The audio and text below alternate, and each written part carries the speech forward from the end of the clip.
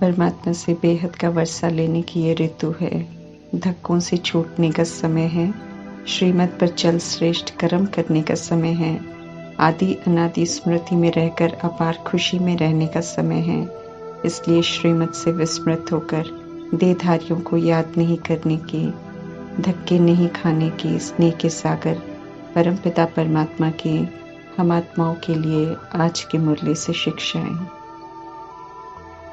परमात्मा के बने तो जिम्मेवार आत्मा बने। पहली जिम्मेवारी परमात्मा की श्रीमत पर चलकर बुराइयों को, विकारों को छोड़कर स्व परिवर्तन करने की। दूसरी जिम्मेवारी निमित्त बन औरों को भी परमात्मा की शिक्षाओं से परिचित कराने की। जो निमित्त बनते हैं इस सेवा के लिए, उन पर सभी की नजर रहती है कि कितना निमित्त आत्मा वो कर रही हैं जो कह रही हैं। परमात्मा समझा रहे हैं हम आत्माओं को कि निमित्त बनने वालों को विशेष अपने ऊपर अटेंशन रखना है, अर्थात अपने संकल्पों पर। परमात्मा ने ज्ञान द्वारा स्पष्ट कर दिया है सब कुछ। अब प्रश्न और कारण सुनाने का सवाल नहीं उठता। कारण का निवारण, सर्व प्रश्नों के जवाब परमात्मा ने पहले ही बता दिए हैं। ज्ञान कुंज शक्तियों के सर्व खजाने परमात्मा ने दिए हैं सशक्त बन यूज करने के लिए। जब हमें परमात्मा से स्वमान मिलता है, निवारण स्वरूप बनो। समस्या चाहे कोई भी हो, परिस्थिति चाहे कोई भी हो, स्वमान को स्मृति में रख समस्या को देख प्रश्न नहीं उठाना है कि ये कैसे हुआ, क्यों हुआ, बल्कि फुल स्टॉप लगाकर समस्या के बारे न सोचकर उसके प्रति अपना नजरिया बदल उसके हल के बारे में सोचना है और उसे ठीक करना है। हमें समस्या स्वरूप नहीं बनना है, बल्कि समाधान स्वरूप बनना है। जब ईश्वरीय कार्य के निमित्त हैं तो कारण नहीं सुनाने हैं। हम सुनाएंगे तो सुनने वाले भी कारण सुनाएंगे। इसमें एनर्जी वेस्ट होती है। ईश्वरीय कार्य में विघ्न रूप नहीं बनना है। निमित्त होते हैं तो परमात्मा साथी हैं, इसलिए फिक्र नहीं करना है। सर्वशक्तिवान परमपिता परमात्मा की संतान हम मास्टर सर्वशक्तिवान हैं। परमात्मा के कार्य में हाँ जी कहकर हर कार्य करना है। निवारण स्वरूप बनकर करना है तो कारण और समस्या ठहरेगी नहीं। परमात्मा कहते हैं कमजोर नहीं बनना है। कमजोरी की कमी छिपती नहीं, सबको दिखाई देती है, फिर अनेकों को कमजोर बनाने के निमित्त बन जाएंगे।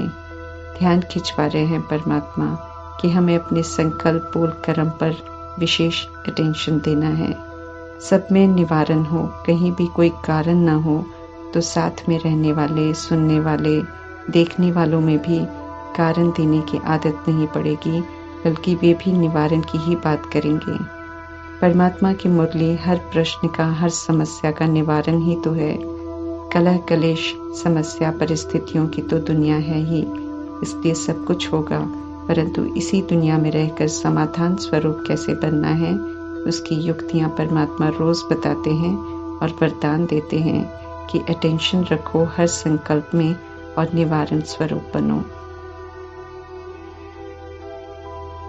परमात्मा का ज्ञान है जो इन ज्ञान रत्नों को धारण करता है, प्रैक्टिकल में ज्ञान को यूज करते हैं, वे ज्ञानी तो आत्मा कहलाते हैं। सदा परमात्मा की स्मृति, सदा परमात्मा के शुक्रगुजार होकर वे परमात्मा से प्राप्त गुणों को और विशेषताओं को यूज करते हैं। परमात्मा का ही गुणगान करते हैं, परमात्मा की देन, परमात्मा की मेहरबानियां समझते हैं। इसलिए ज्ञानी तो आत्मा कभी भी अभिमान नहीं करते। कलयुग मृत्यु लोक है, अर्थात कोई भी कभी भी कहीं भी शरीर छोड़ देता है। जब तक जीता है तब भी बंधनों में जीता है, औरों के मोह में जीता है। स्वयं को देखने का, अर्थात आत्मा को देखने का समय ही नहीं, क्योंकि खुद को जानता नहीं और उसे बताने वाला कोई नहीं। देह अभिमान और विकारों में जीवन व्यतीत करने वालों की कोई वैल्यू नहीं है। परमात्मा सभी तक संदेश पहुंचा रहे हैं कि इस मृत्यु लोक का अंत है, लेकिन अमर लोक की भी स्थापना हो रही है। समय है अमर लोक में जाने की तैयारी करने का। इसलिए मृत्यु लोक वालों को, अर्थात विकारी जीवन व्यतीत करने वालों को याद नहीं करो। याद करेंगे तो संग दोष लगेगा, वैसे ही देह अभिमानी और विकारी बन जाएंगे, दुखी होते रहेंगे।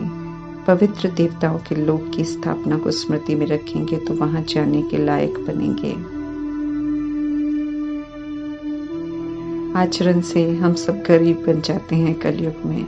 परमात्मा हम विस्मृत हो गई आत्माओं को समझाते हैं कि जब हम सब पवित्र थे, निर्विकारी थे, तो बहुत सुखी थे, संपत्तिवान थे, बहुत खुश थे। अभी फिर से परमात्मा हम सभी को साहूकार बनाने आए हैं। भक्ति मार्ग में भगत बन के आया करते थे। नैनहीन को राह दिखाओ प्रभु, पग पग ठोकर खाऊं मैं। भक्ति में झट से पुकार नहीं सुनते हैं परमात्मा। जब तक आत्माएं तैयार नहीं हो जाती सत्य सुनने को, तब तक परमात्मा सत्य नहीं सुनाते हैं। आत्मा निराकार परमात्मा को पुकारती है, जिन्हें पारलौकिक पिता कहते हैं। लौकिक पिता शरीर के पिता हैं। शरीर के पिता दुख रोग हो डॉक्टर के पास ले जा सकते हैं, पैसे खर्च कर सकते हैं, लेकिन जो दुख दर्द की पीड़ा है उसे दूर नहीं कर सकते हैं। उसके लिए कहते हैं प्रार्थना करो, परमात्मा को याद करो। शरीर के पिता शरीर के रूप में संतान सभी निराकार परमात्मा को ही याद करते हैं दुख में, क्योंकि सर्वात्माओं के पिता दुख हरता सुख करता सिर्फ परमात्मा है। भले एक्यूरेट जानते नहीं हैं, लेकिन संकटों में हर आत्मा परमात्मा को ही याद करती है। परमात्मा अभी भ्रष्टाचारी से श्रेष्ठाचारी बना रहे हैं, इसलिए इसे पुरुषोत्तम संगम युग कहते हैं। इसी युग में 2500 वर्ष सतयुग त्रेता युग का इतिहास बताते हैं परमात्मा। दुनिया में गायन है कि भारत सोने की चिड़िया है, परंतु कब और कैसे ये परमात्मा समझाते हैं। याद दिलाते हैं परमात्मा हम आत्माओं के अनादि आदि स्वरूप का, और फिर वैसा ओरिजिनल स्वरूप कैसे बना सकते हैं उसकी भी समझ देते हैं।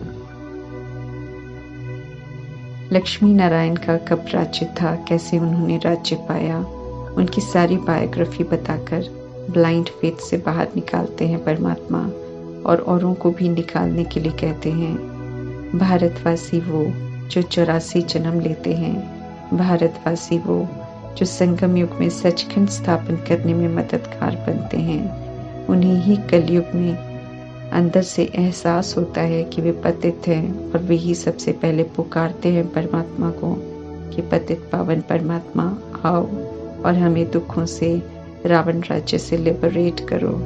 जिन्होंने कल पहले भी पवित्रता का अनुभव किया है, उन्हें फिर से चाहना उठती है कि अब पवित्र बनना है। देह अभिमान और विकारों वश जो भी आज मनुष्य कर रहे हैं, उसी से कर्म भ्रष्ट और धर्म भ्रष्ट बनते हैं और दुनिया को हेल और डेविल वर्ल्ड बनाते हैं, जबकि यही दुनिया परमात्मा कहते हैं कि हेवन थी। जब टीटी वर्ल्ड था, देवी देवता राज्य करते थे, सदगति मार्ग था, सुख धाम था, न देह अभिमान था, न विकार थे, न कोई दुख का नाम निशान था, सब पवित्र थे। अभी पतित दुनिया है, पावन कोई भी नहीं है। अभी संगम युग में परमात्मा के संग का सुख हर बात की समझ है, इसलिए ये एक संगम युग का जन्म भी हमारे लिए सुख धाम है। यहाँ अनुभूति है, और सतयुग त्रेता युग में 2500 वर्ष 20 जन्म स्थूल सुख है। कुल मिलाकर परमात्मा से पालना लेने वाले 21 जन्म सुख धाम में रहते हैं।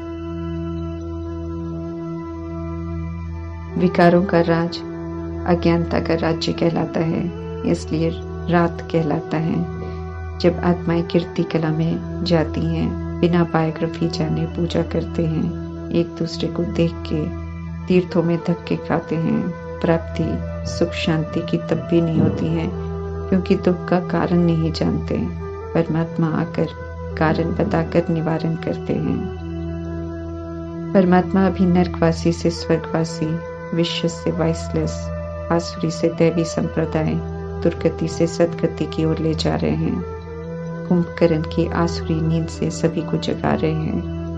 आत्माओं की 5000 वर्ष की ड्रामा की यात्रा की स्पिरिचुअल नॉलेज सिर्फ परमात्मा देते हैं, और पुनः हम आत्माओं को आत्म अभिमानी बनाते हैं और कहते हैं कि अब सिर्फ मुझे याद करो। याद से फिर से सतो प्रधान बन जाएंगे।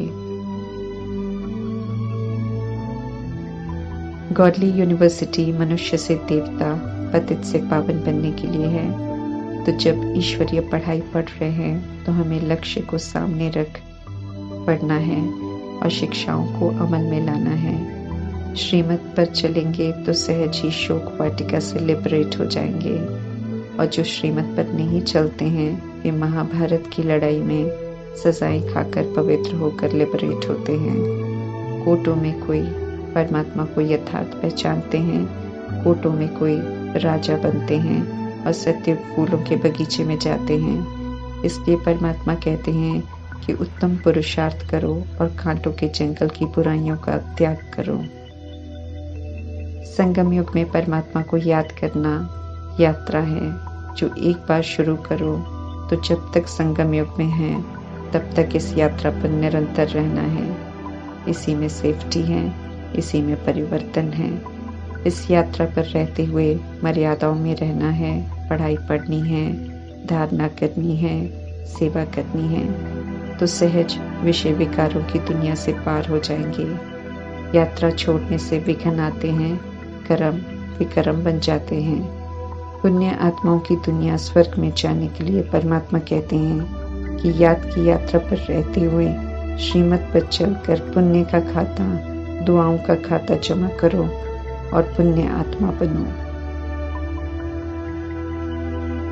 मातेश्वरी समझा रहे हैं कि इस समय ये सोचना बहुत जरूरी है कि अपने जीवन को अच्छा बनाने के लिए क्या उचित है, क्योंकि परमात्मा से यथार्थ समझ मिल रही है। जीवन को परिवर्तन करने के लिए, सुख और शांति प्राप्त करने के लिए, अभी अच्छे के लिए सृष्टि परिवर्तन हो रहा है, अर्थात पुनः सत्युग आ रहा है। तो समझ से स्वयं को समय से पहले बदलना है और श्रीमत पर चलकर श्रेष्ठ जरूर बनना है। ओम शांति।